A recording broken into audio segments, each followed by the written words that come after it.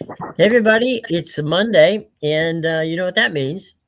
We had football all weekend long, and Matthew, got to tell you, my friend, there were some wacky games over the weekend. Yeah, there were a lot of stuff that's been consequential, at least heading into this last week of the season. That it really tightens some things up. Pittsburgh losing to Cleveland keeps Hmm. Baltimore alive in the playoff hunt. Apparently, Atlanta's still alive in the playoff hunt, something that I honestly didn't even fully realize. Well, they Um, can't actually make it, but they okay, can theoretically tie for the division. It would be a okay, three-way tie with Atlanta, Tampa Bay, and Carolina. All, by the way, with sub 500 records, yep, and and the Panthers at that point would win the tiebreaker because they've won the most games okay, in the conference. So, what can be done to tonight if Atlanta wins is they can screw up the party for both teams coming up. So it'll yeah, be interesting from that standpoint. You know, watching the games over the weekend, the Ravens looked really really good, and mm-hmm, but you got to wonder, and the Packers look good with mm-hmm. both backup quarterbacks. You have to wonder if I'm Baltimore, do I change and put Lamar Jackson back in there, or do I leave Snoop Huntley in there? Yeah, it's a situation where you absolutely are going to have to bring back Lamar Jackson. Mhm. It's one thing to build momentum, but you've made a large investment into him being your quarterback. And Mhm. what kind of a message does that send? Um, Now, granted, you want to make sure he's fully healthy. If there's questions Mhm. about his health, then you can justify maybe Mhm. leaving Tyler Huntley in there. Um, but in terms of if he's healthy, Lamar Jackson has absolutely got to be your quarterback. Mhm. Well, we'll see how that works out. I haven't heard anything. Today, of course, being Monday, there's not really a lot going on from that standpoint of what we know, what don't we know in that Hmm.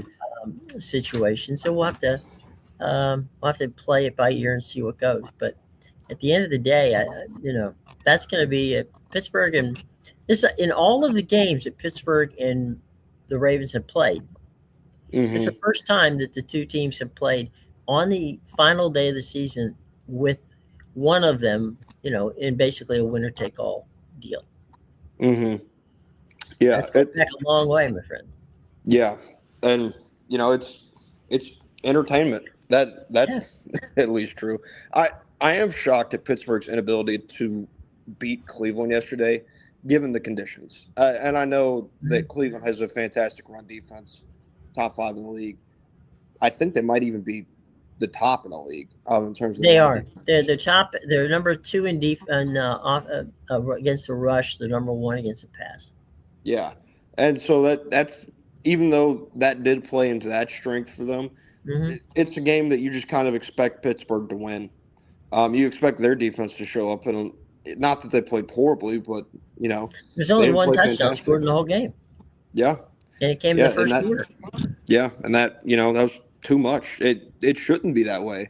But you think losing DK Metcalf, they felt that loss on Sunday. Hmm. Um, well, yeah, I think that was it. I don't think what I was surprised about was, when they were driving down, when Pittsburgh was driving down toward the end, right? Hmm. Uh, they went to Fryermuth all game long. Hmm. They didn't throw to Fryermuth at all. Hmm. They didn't play any of this. All the stuff they did right in the three games that they've won, they didn't do any Hmm. of it in the game that they lost yesterday. They didn't Yeah. work the tight ends. They didn't do, you know, throws to backs. They gave up on the run way too early. Hmm. I don't know. I mean, it's the annual calling for the head of Mike Tomlin down in Pittsburgh, but that's the way it goes. By Hmm. the way, they're calling for the head of Todd Bowles in Tampa Bay because they've lost 7 of their last 8 games. Yeah, that's unacceptable. Especially against that Miami team that I know has gotten better, but they're still not very good. And this is a situation where you would expect Tampa, and we talked about a lot through the season, especially early in the season. how Tampa, they kind of had the right culture in place, and Mm-hmm. they found ways to come out on the right side of those kind Right. of coin flip games, right? And that's Sure. just disappeared in the second half. That culture's been non-existent seemingly. Well, And they're 1-6 since the bye. yeah, and they've got to figure it out. Like, there's no, you've got some of your weapons back, or not some of them. You've got a good portion of your weapons Mm-hmm. back. So the excuses have gone out the window. You actually look better when you were playing with Mm-hmm. guys out versus now. Emeka Ibuka has disappeared completely in the second half of the season, Yeah. inexplicably. Um, so they've got a 1-game season though, and they can control what they can control. But things would get a lot quieter if Todd Bowles beats Carolina next Sunday, and then subsequently were to win a playoff game. I think there's a documentary about Raise the Flag, the 50 years of the Buccaneers. In the documentary, you'll see Joel, if you haven't seen it, you'll see the Glazer brothers talk about how difficult it was to fire Tony Dungy because Mm-hmm. they liked him, because he was a good company man, because the players liked him, but Mm-hmm.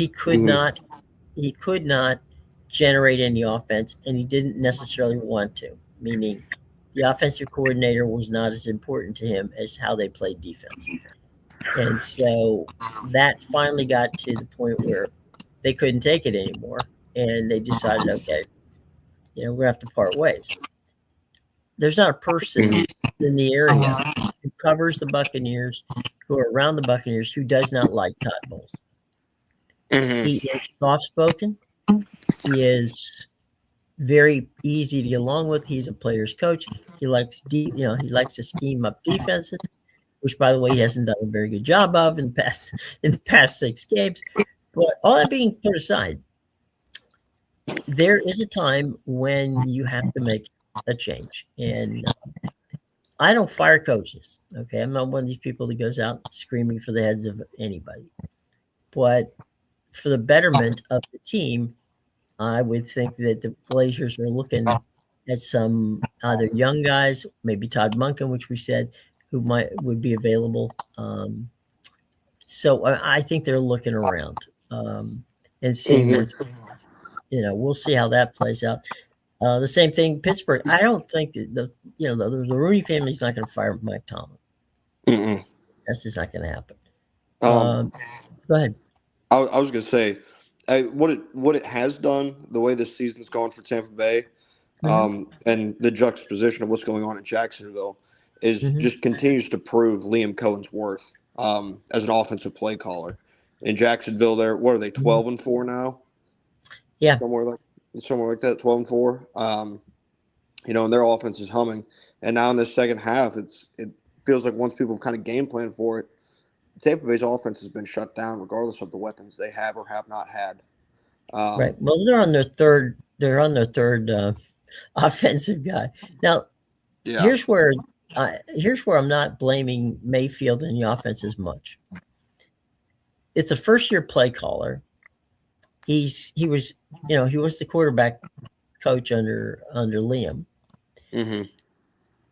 They made Liam an offer which would have made him the highest paid, offensive coordinator, actually assistant coach in the NFL. And when he was supposedly thinking about it, he was off making a deal in Jacksonville, and Mm-hmm. basically was announced as the coach of Jacksonville office of the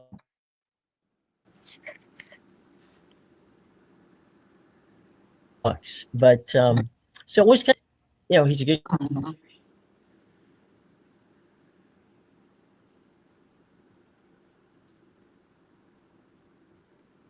Hello.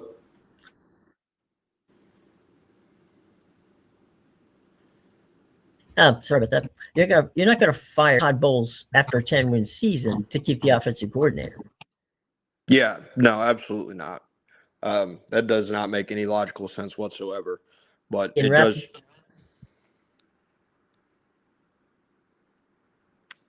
Ian Rappaport, I'll Well. believe it when I see him. Yeah. Yep. there's going to be some serious changes in the. I mean, even if Todd stays, they will get an offensive coordinator. They have to. Yeah. And they Yeah, got and to get that's special teams as well. I think that's why they probably won't fire Todd Bowles this offseason, if I were guessing, is because it's year one without Liam Cohen. Maybe they go out and they find another offensive coordinator. Sometimes your hires just don't work. And if you don't Right. believe that, then go check out Philadelphia. They were in a Right. spot where, and I believe it was 23, they made the Super Bowl. Obviously they lost to the Chiefs. There we go. Obviously they lost to the Chiefs. That was a fair bet, even if you didn't know, right? Yeah. So, and then they lost their coordinators going into that 24 season. That 24 season looked nothing like 23. They let Sirianni go back to the drawing board. He rehired his coordinators, got the hires right that time. And they go back last year, and obviously they win the Super Bowl.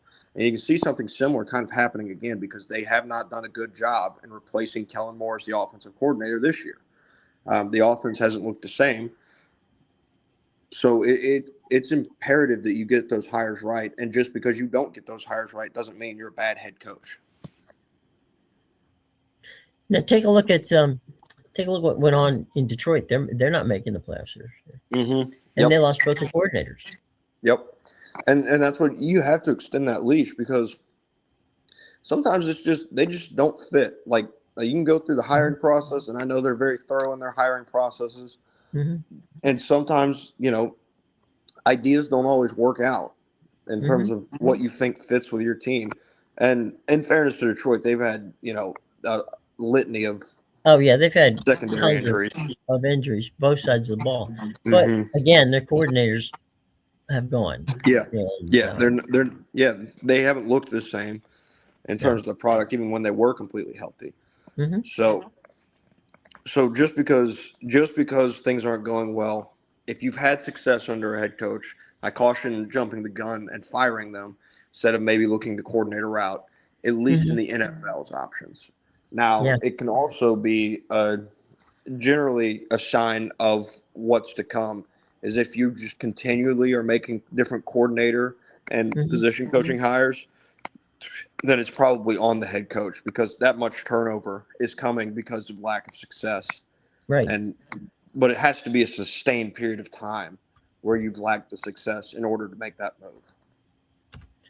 I don't think there's any question about it. Let's talk a minute about the game that was one of the best, if not the best, of the year. And that was last night with Chicago and the 49ers just playing lights out. And I know that, a lot of guys are defensive-minded people, but that was just fun to watch, pretty much scoring points at will. I have a theory, and it's not like it's honestly kind of half-baked, but I think there's a very real possibility where when we get to the playoffs, that NFC bracket is going to be a gauntlet of games. And you very well may be looking at just kind of like a survivor type style, whoever makes it to the Super Bowl. Whereas the AFC feels like it's a little bit softer in a weird way. Like there's a couple different options. You don't really have one runaway team, but it feels like it's going to be a little bit easier in terms of your path to making the Super Bowl. I wonder if that NFC team that makes it isn't going to come in there limping and honestly set up whoever makes it from the AFC side with a slightly better matchup based on the gauntlet that will be ran over on the NFC bracket.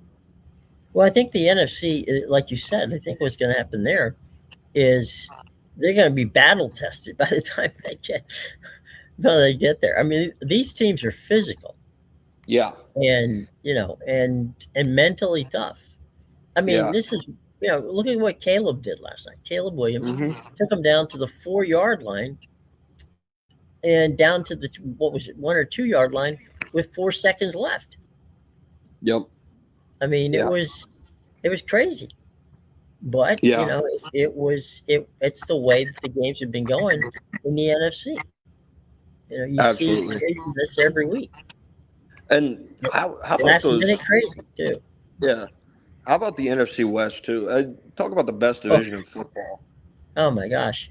I mean, that's ridiculous. Like, there's a certain party that almost feels bad for the Cardinals just because they're in a clear last place in that division, while the other three are fighting for the number one seed. Which, by the Yeah. way, San Francisco increased their odds of getting that number one seed with their win last night. Hmm. Yeah, Now, and we all like Matt Stafford down in Los Angeles. hmm Yeah, you got to give credit. I mean, Seattle came all the way across country and beat Carolina yesterday. yeah, That usually doesn't happen. no, And Carolina's played really well at home this year. yeah, and no, teams coming from the West going East. Usually, that's a tough situation only because of the time differences, and you're screwing up the time when you normally be getting up for breakfast, you're getting up and playing football now. So, hmm of course, by this time of the year, you've pretty much done it. So you get a little more, everything gets a little more friendly at that point in time. But Yeah, so that's going to be a tough one. I don't know. I can't tell you the best team in either, frankly, in either the NFC or the AFC is at this point. I mean, yeah, you can go no, week to week, but that's about it. yeah, and it is a week to week thing because I mean the Bills and the Patriots are kind of at the top of of Hmm. the AFC really. Um, but it just feels like there's less contenders that are going to be coming out of the AFC compared to the NFC, where you've got the entire NFC West, you've got the Bears, Hmm. you've still got the Eagles. The Eagles, last year's Super Bowl Hmm. champions, they're going to win their division, or maybe have already They clinched it. won it. Yeah. Yeah, they've already clinched their division. So, and I mean, you can't put aside some playoff experience like the Eagles have when it comes down to it. So that NFC bracket's going to be a gauntlet. The AFC one um, is one where if you're Josh Allen and the Buffalo Bills, this Hmm. kind of needs to be your opportunity that you seize. I know that they don't have the one seed and they didn't win the division, Hmm. but the way this bracket shakes out, Josh Allen's best opportunity is going to be this year if he wants to make it to the Super Bowl and win a Hmm. Super Bowl. It's gonna be tough. I mean, there's there's a lot of mediocre teams in the AFC, Yes, and there is. there's no one super team there. From week to week, things just keep moving up and down. And if it was almost it's almost like watching the stock market, right? Yeah. Up in the morning, down at lunchtime, maybe back up again by the end of the day. So yeah, it's tough to factor in who's the best. Move over to the NFC, what we were just talking about. I could easily see any one of three or four teams right there taking that championship, hmm Yeah, and two of them absolutely. are in the West. Well, three, really, with Right? the True. Seahawks, the True. Rams, and the Niners. I think all three of those teams have the ability to win the Super Bowl this year, Hmm. especially as San Francisco continues to get healthy. Yeah. Well, they played without Kittle last night and didn't hurt him. No, it didn't, which is impressive. Because again, Chicago's a very good team. Like that, it's Hmm. a two fantastic football teams. And Hmm. honestly, it's when you get to play those games at the end of the year, going into the playoff, Hmm. like if you're Tampa Bay and you're Carolina, you want the easier games on the back end of your schedule, so you have a better opportunity to go in. Right. But like for a team like Los Angeles, I don't think it does them as much good playing the Falcons this week as it would being playing one of the top end competitors in the NFC. Hmm. It gives you Sure. a little more battle tested. Now it could always be the backfiring option, like I was talking about getting banged up. Hmm. But if you come out of that thing healthy, and especially if you win, it can be used as a jumping board Hmm. going into the playoffs because you got to get hot at the right time, Right. realistically, if you're going to make the Super Bowl. I gotta say, frankly, um, when you look at it, I'm not overwhelmed with the NFC South or the AFC North. No. Um, but those, and in some regards, I mean, you gotta. I get you that somebody has to win the South, but honestly, either one of those teams, whoever wins on Sunday, whether it's the Buccaneers or the or Carolina, they're going to get into the playoffs with a sub 500 record, and there's a lot of teams that are better than they are that's sitting out. Will be sitting at home watching it. Yeah, yeah, Plus, they there get are. to host the home game. Yeah, that is crazy. Honestly, a bit of a problem that I feel like has shown itself a few times recently Hmm. in the NFL's playoff system. But at the same time, I'm not really sure um, what other way you would structure it, because Well, there's no, got to you be. can't. You can't. You have to. Yeah. I mean, a championship. You have to give the division champion their due. Okay, I get Yep. that. And sometimes they're 12-4, and sometimes they're not. Um, Hmm. and so, it's not like this is the first time it's happened, but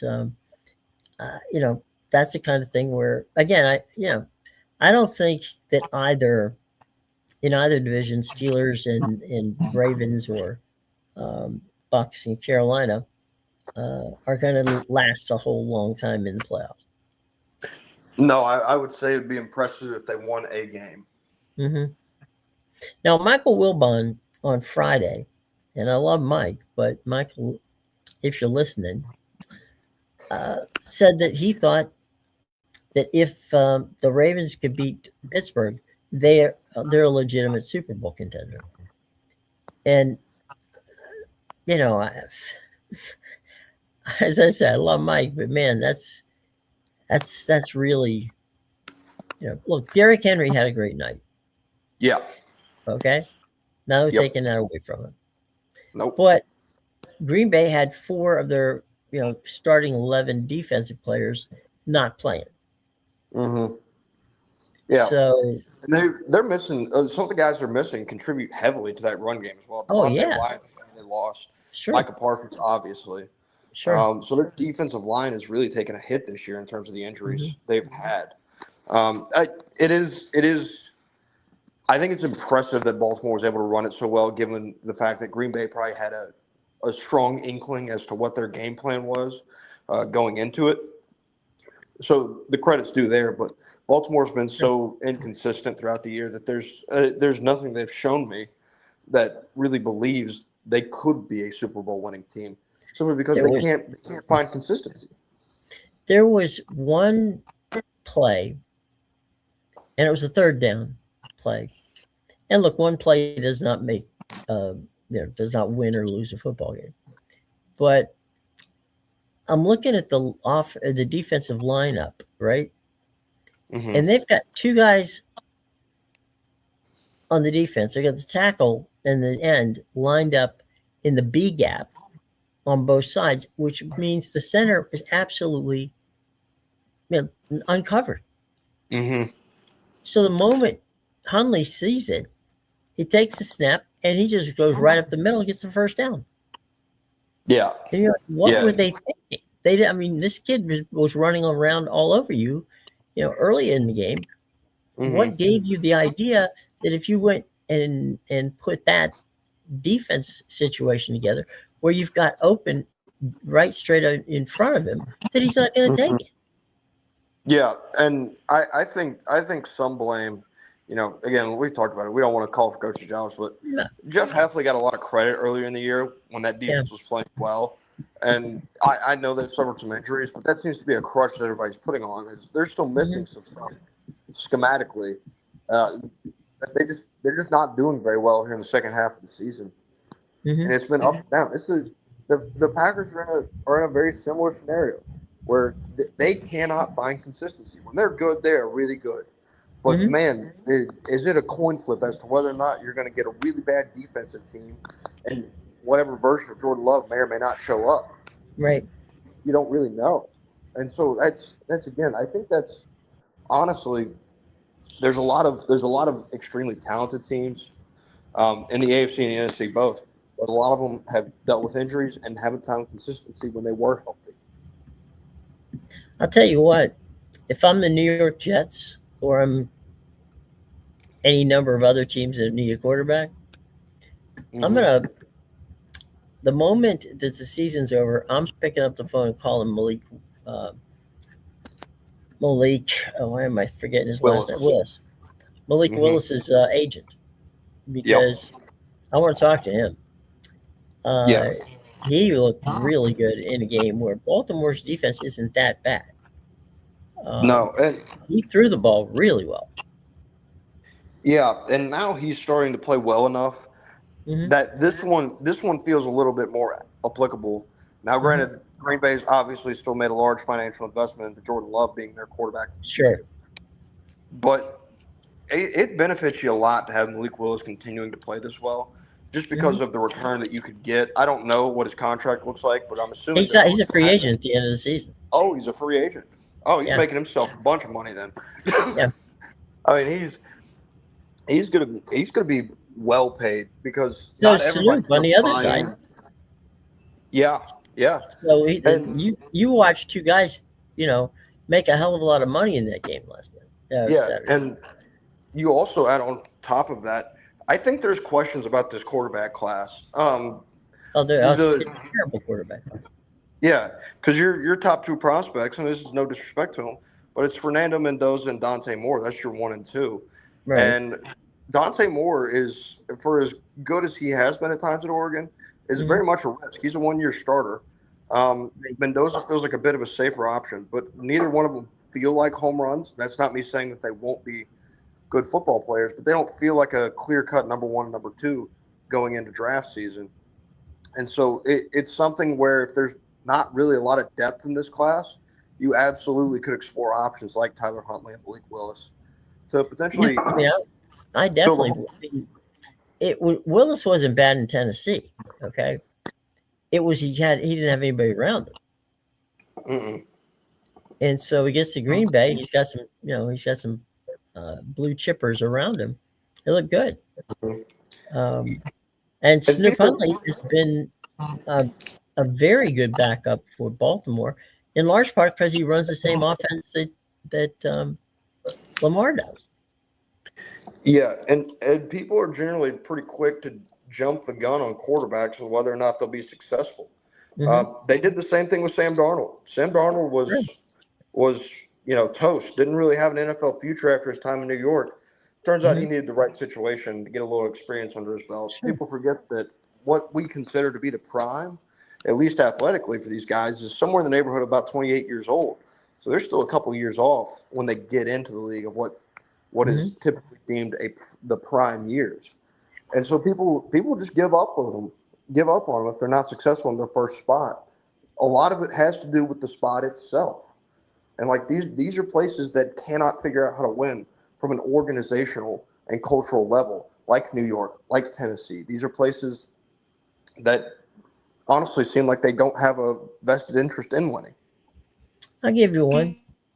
Back in the 80s, not 80s, back in, I want to say around 90, 2000, something like that.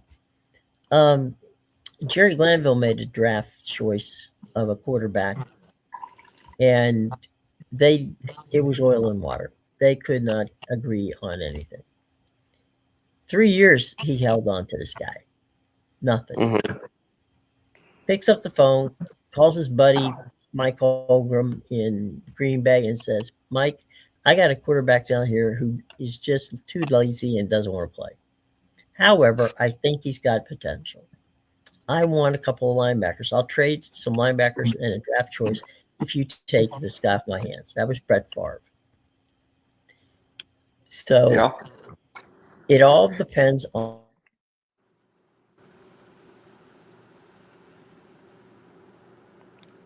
the coach and the head coach, the offensive coordinator, the quarterback. If you don't feel like you're playing right, you're thinking Mm-hmm. Chris. You've been around Atlanta. You're talking Chris Chandler was the number one quarterback with Brett Favre sitting on the bench, Yeah. Ridiculous. I mean, and largely because Brett Favre didn't want to play.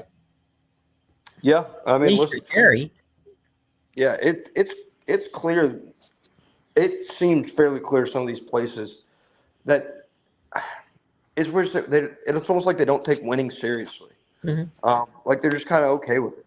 Talk about in the MLB these teams that don't spend, but Hmm. there's teams in the NFL that like they move some pieces around, but it still feels like they're not really committed to winning, and it makes you ask questions because, like, you think of the Atlanta Falcons and their organization, and you look at some of the guys they had in for head coaching interviews, and they landed on Raheem Morris. Like they had some great options. Ben Johnson came in for an interview. Sure. I know he was one of them. Like there's Mike Vrabel, I believe they had in for an interview, and there's Ed these Belichick in guys. for an interview.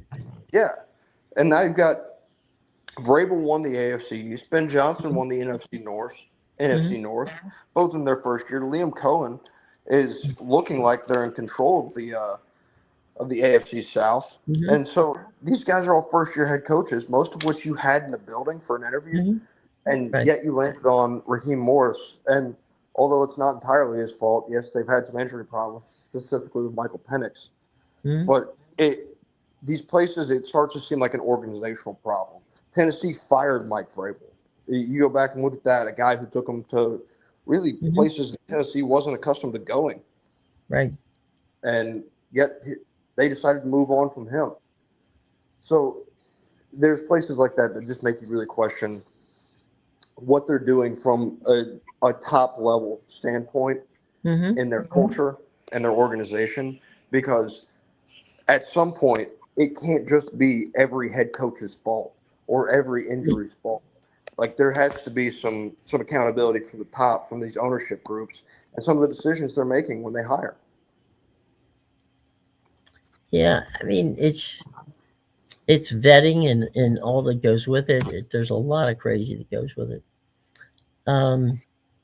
So we know who's playing. There's going to be some seeding situations coming up this weekend.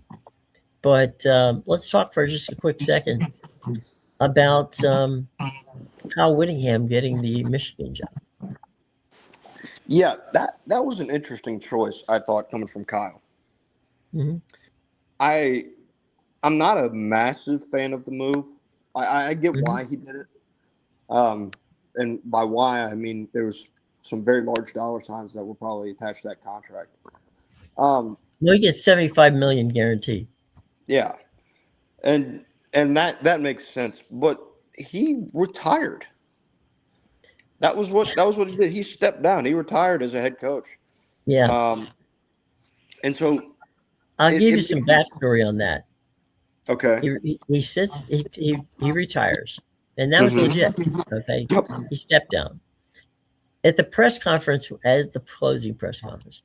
They said, "Well, you're a coach. What are you going to do now? You've done this for 32 years here at Utah 21, in which he was the head football coach."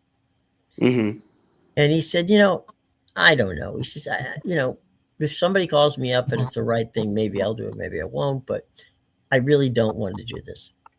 He's got 11 grandkids. He's been, he's really, and coaches, especially college coaches, their families, probably don't see them most of the year until the off season. And the off season is only like 3 months, basically, because you're recruiting all the rest of the time. So it turns out a friend of mine who was on the search committee at Michigan, we did some texting back and forth. And I said, how the hell did this happen? He said, well, he'd known Whittingham for years. So I called him to get some ideas of who might be,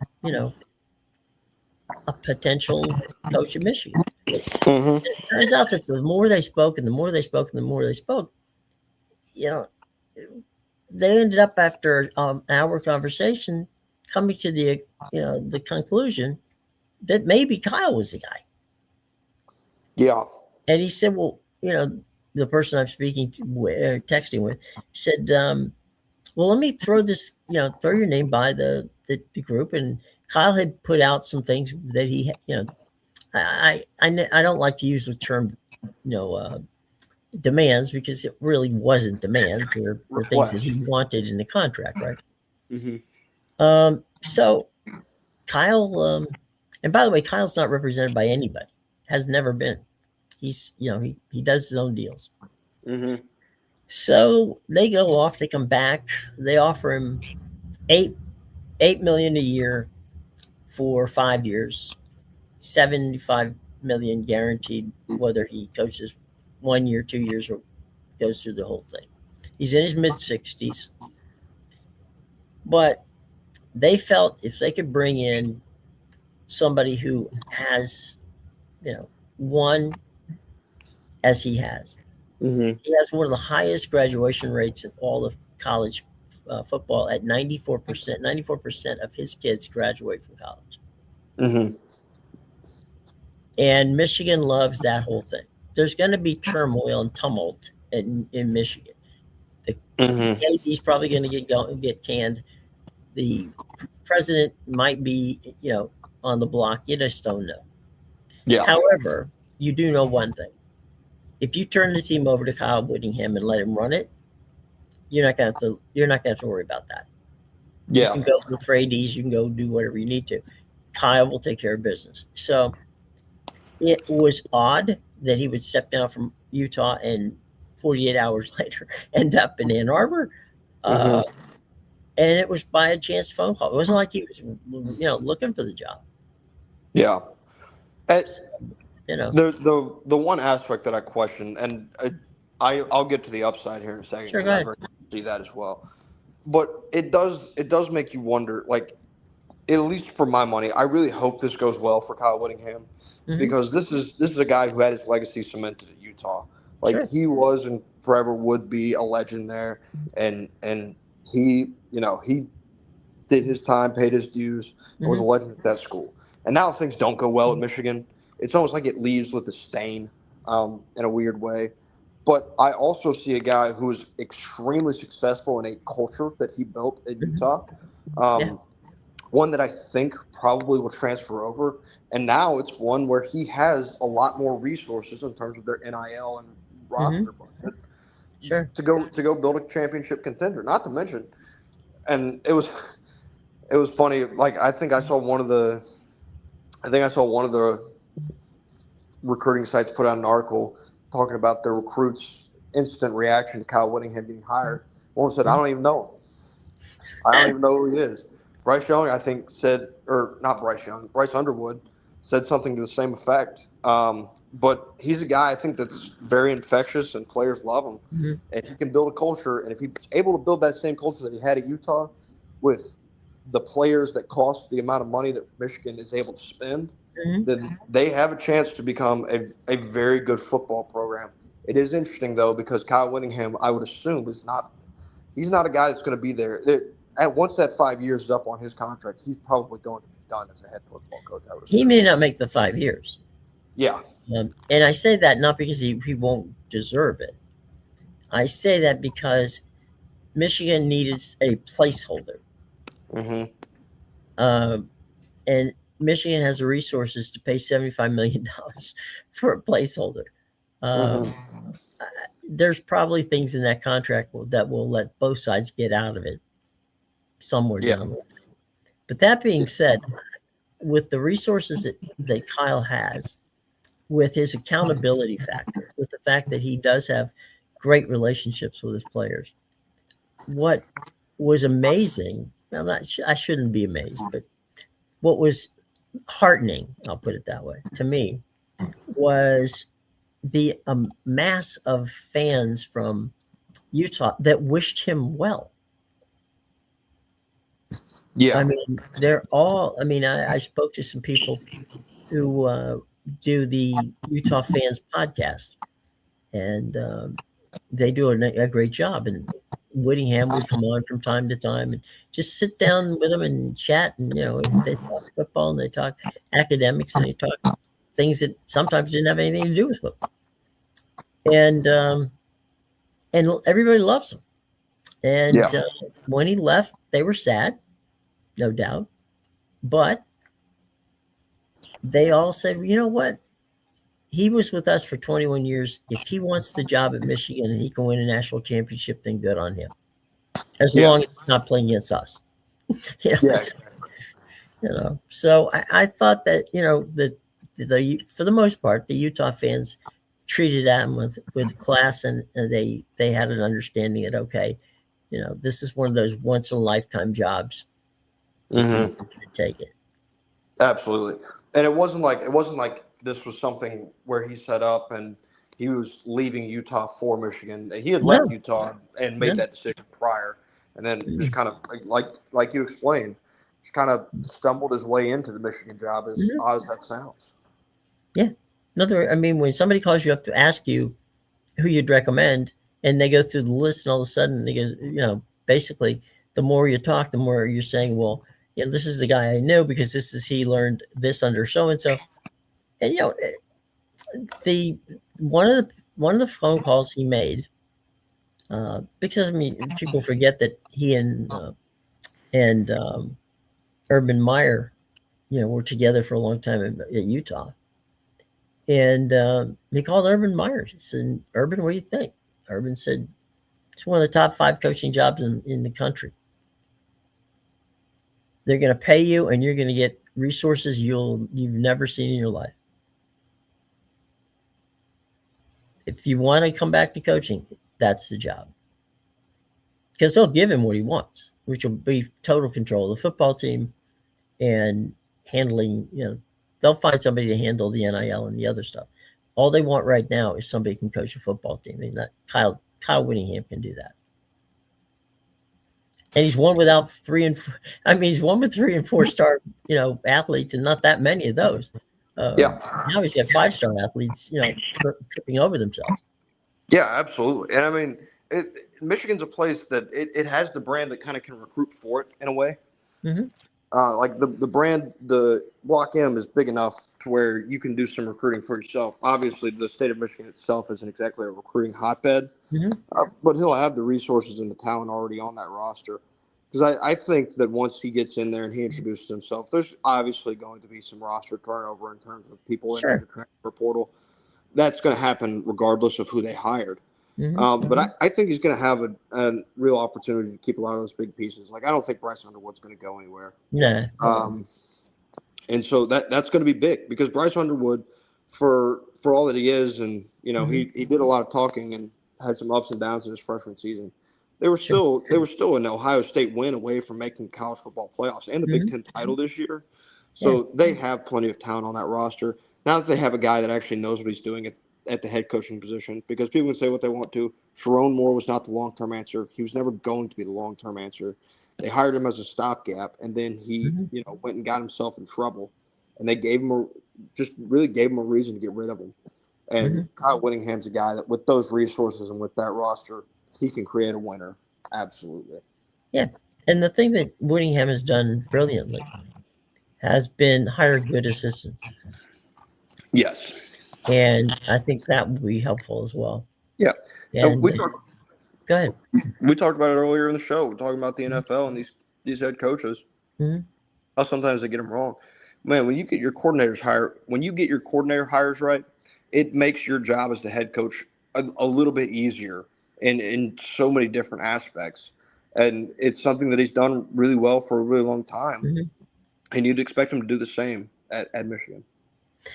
The other thing, too, and I don't know that Whittingham even got to do it, because he went to Orlando to for the Michigan press conference was held in Orlando because that's where Utah is playing in a bowl game. And so he's wearing his Michigan golf shirt, and Kyle's not one of these people that is chatty. Okay, I think that would be would be a fair statement. He's not going to be one of those guys who come out and he's a quotable kind of guy. He's comes out, he'll answer your questions, and that's about it. He's the biggest coach speak guy that's out there. So he goes through and does his press conference and says, I'm excited to be here. I don't know that I know he has been. I know he's been to Ann Arbor, but I don't know that he went to Ann Arbor before he came to the Orlando press conference. But you only have to spend two or 3 days on that Ann Arbor campus of the University of Michigan, just like Georgia or Alabama or places we know in the Southeastern Conference. To realize just what you're getting yourself into. Yeah, absolutely. And it's one of those places where football means more. Like there's places in the South There's a lot of places in the South where it applies. And there's those certain teams in the Big Ten where football does mean that much more. And Michigan's one of those places. It's top 5 job in football. And the fact that Kyle Whittingham stumbled into it, I think, is kind of funny. Or they stumbled into him, one of the two. That's what I was about to turn around. I was like, they might have stumbled into him because this is just it's a sneaky, really good hire.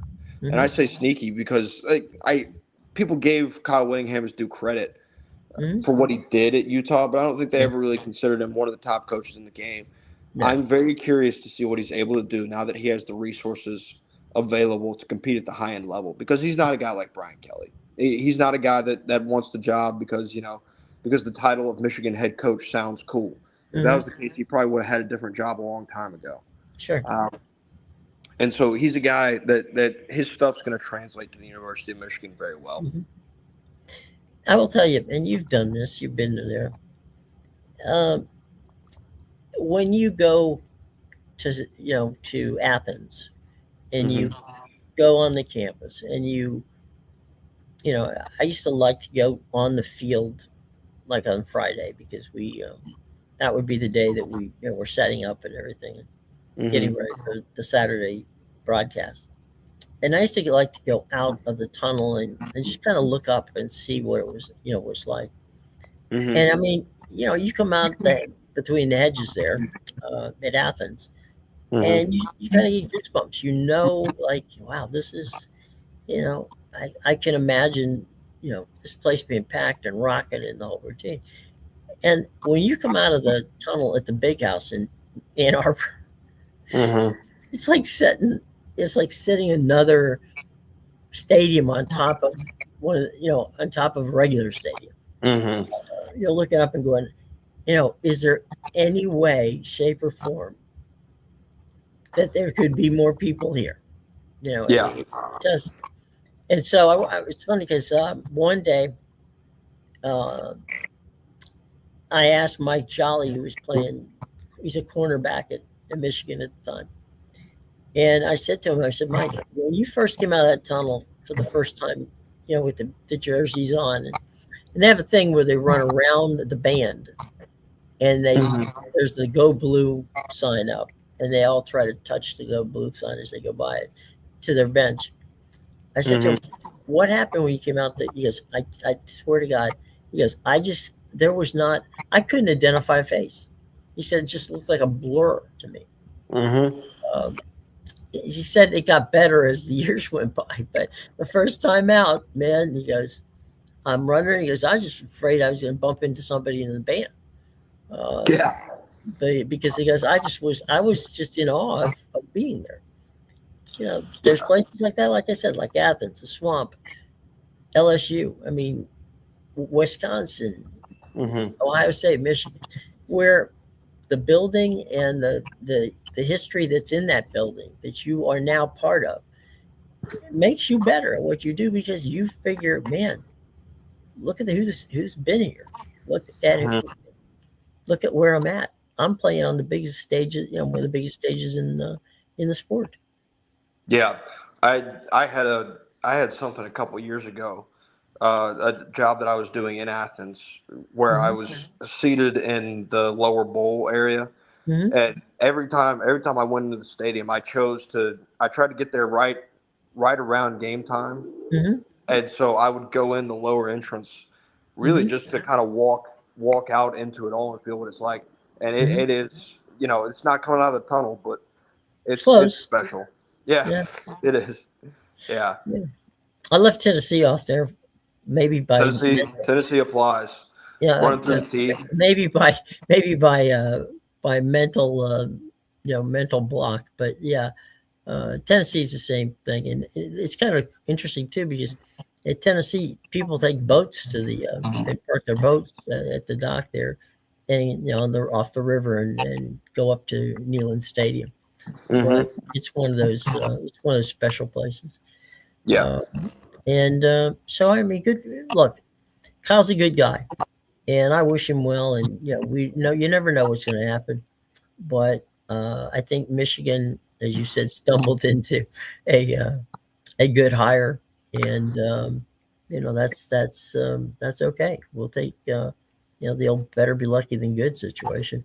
Yeah. And we'll see. In all fairness, it seems like it's a fairly similar situation to Penn State ending up with Matt Campbell. Yeah.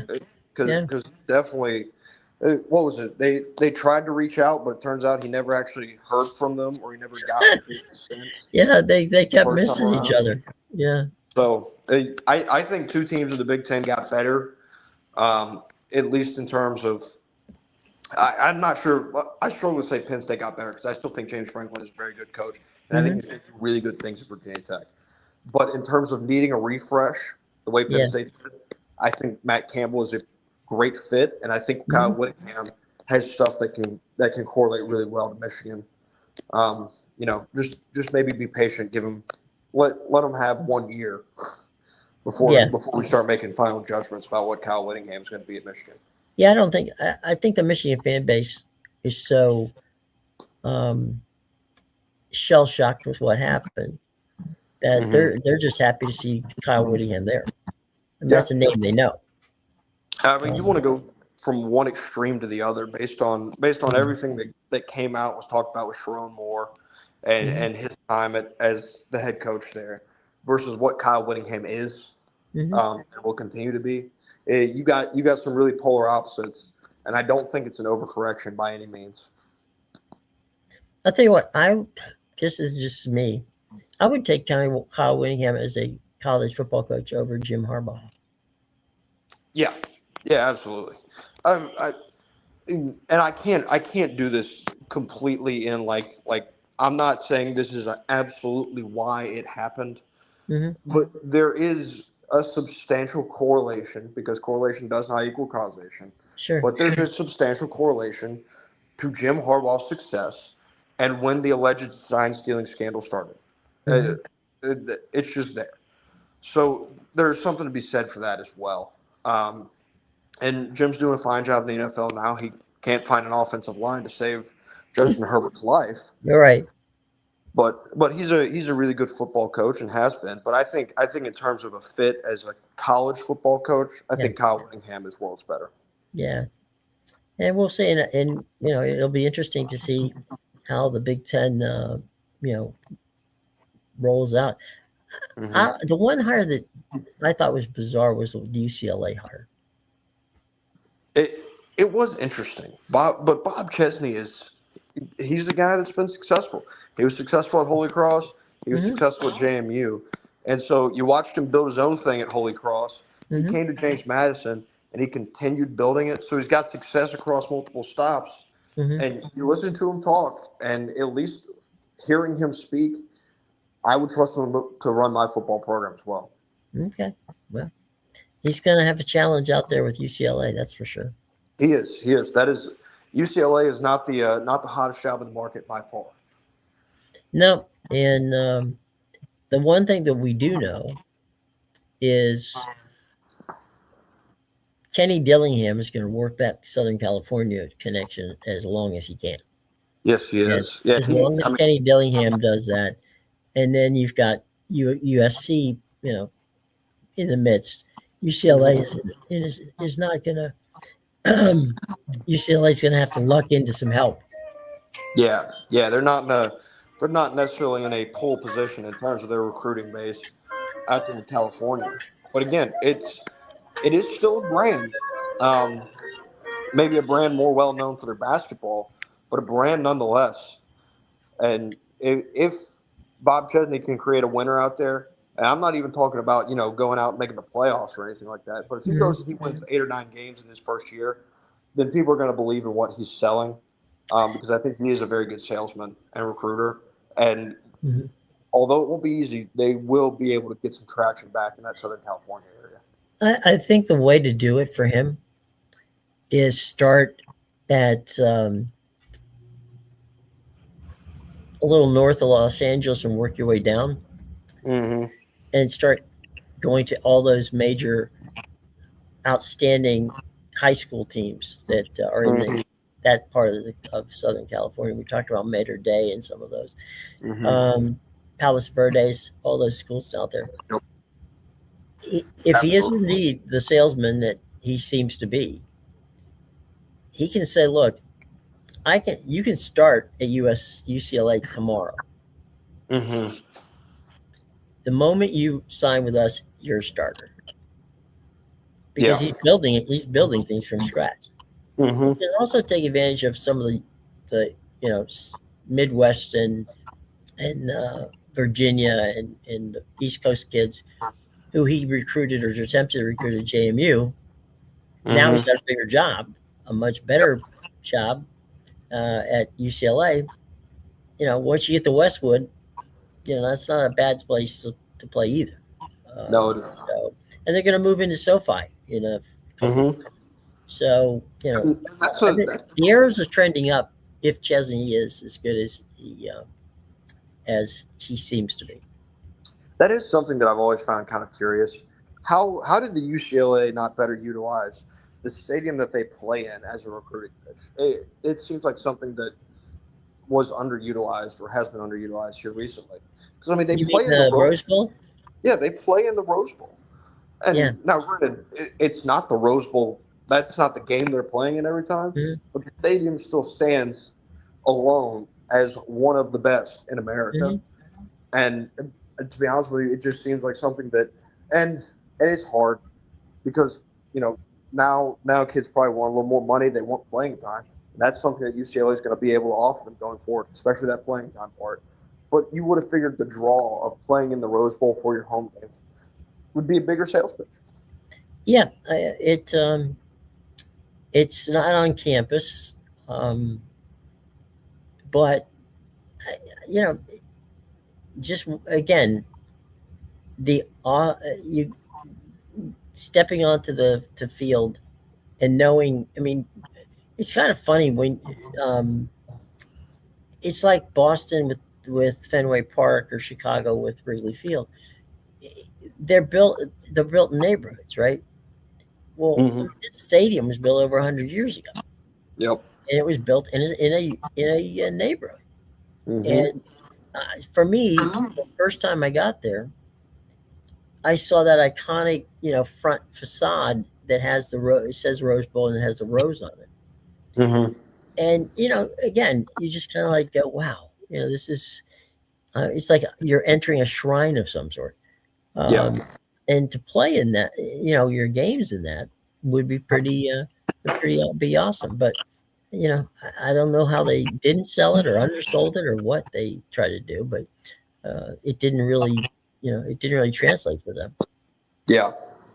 Yeah. They have trouble filling it up too. That does not help. Well, it's a big building. Um, Yeah. and the ironic thing is that when they used to share the Coliseum with USC, um, that was about the same distance from their campus to Pasadena, a little, Mm-hmm. a little closer. But they never felt that that was their home because, a couple of blocks down the street was USC. So Yeah. it wasn't. It made sense for USC. And but again, that's an iconic building. I don't know that Lincoln Riley knows how to sell it, but it is an iconic building regardless. Yeah. But yeah, we'll see how. I want to see UCLA do well, and I hope that Chesney does a good job out there. Mm-hmm. Yeah. It'll It be would fun. make the Sorry. it would make the Big Ten a little bit deeper as well Yeah. if UCLA could find that product Yeah, again. and if Jed Fish can figure out how to get Washington back, Mm-hmm. Yeah, he's that's not done a bad job, but they've definitely not been at the same level of what Kalen DeBoer was. no. But I mean, he's only had a little while there. I Mm-hmm. think he'll work the portal and see what he can do. Yeah. He's a talented guy, and Absolutely. looks like that's going to happen. So, all Mhm. right, here's we go. We're getting ready to wrap things up on a Monday. Tomorrow we start in serious conversation about the um, New Year's Eve game between Miami and Ohio State. They got history and they don't like each other. We'll talk Mhm. about that. And then, of course, the full slate of the rest of the playoff games on New Year's Day. It's going to be fun. There's going to be some crazy games going on during that time. And Yep. what the Bulldogs play in the Sugar Bowl? Correct. You get the so on New Year's Day. So they get the night noon, game. Yeah, at noon you have the Capital One Orange Bowl, which features Texas Tech and Oregon. Mm-hmm. At 4 p.m., I believe it is, you have the Rose Bowl with Indiana and Alabama, and then Right. at 8 p.m. in New Orleans, it's Georgia and Ole Miss in a rematch of what was a fantastic regular season game in Athens. Here's just me. It's just me being old. Mhm. I would have enjoyed. They. Uh, I would have enjoyed seeing them flip the Cotton Bowl and the Orange Bowl, and say, because the Orange Bowl to me was always. That's where I watched the game. The moment that the Rose Bowl was over, Mhm. they would switch to Miami to watch the Orange Bowl. Yeah. And it was up against the Sugar Bowl, and sometimes the Sugar Bowl was better than the Orange Bowl. But you take the Cotton and put it on Friday night, leave the Orange Bowl where it was you take the Cotton Bowl and put it where the Orange Bowl is on it, because you could do that without it. Yeah. And then give the Orange Friday night, and give the other one to the Sugar Bowl. So Yeah. that would have been the way I would have done it, but nobody asked, so there you go. Any closing thoughts as we get out of here? My closing thoughts are: I think bowl games still matter. They put on some really good products this weekend, and some of these bowl games. The Pop-Tart Bowl does kind of stand out in terms of its brand and marketing. Yeah, Everybody loves Pop-Tart Bowl for whatever reason. right. It's a gimmick, but it's a fun bowl. But it's a fun one. And there were some good bowl games, some entertaining bowl games, and although that you have opt-outs and transfers and this, that, and the other, the guys that get on the football field still really want to play football for the school they're at. And so you still get a decent product at times. Who I'm going to give a quick shout out to was Penn State. Penn State's kids, they didn't, when we talked about this as an undetermined amount. Well, the undetermined amount, was less than 7. They went and they played, and then there are kids who will go to that portal. Yep. But they said we owed it to this, to their coach to finish the season. They said he didn't deserve what he got. Yeah. And we're going to go and play, and they didn't. They went and played, and they beat Clemson, and you say good on them. They didn't have to do it. Yeah, but they did. Interestingly enough, they ran the football really well. They were missing 4 out of their 5 starting offensive linemen from the regular season. Right. And they obviously were without Katron Allen and Nick Singleton. And that was really the way they won the football game. They won it on the ground. They had a really good performance against a Clemson team that now you start having questions about where that team's headed in the future under Dabo Swinney. Well, I mean, hopefully it'll be a good. Hopefully they won't fall off. If anything, they may at least stay contending. We'll see how Whittingham can build Michigan together. We'll see what happens out at UCLA. It's going to be an interesting Big Ten race in 2026. It will be. It absolutely will be. All right, gang. Hope you had a wonderful holiday, and be careful. We're going to be back with you tomorrow, and we'll guide you through the next couple of big bowl days coming up soon. So until then, for Matt, I'm Jim. Take care, everybody.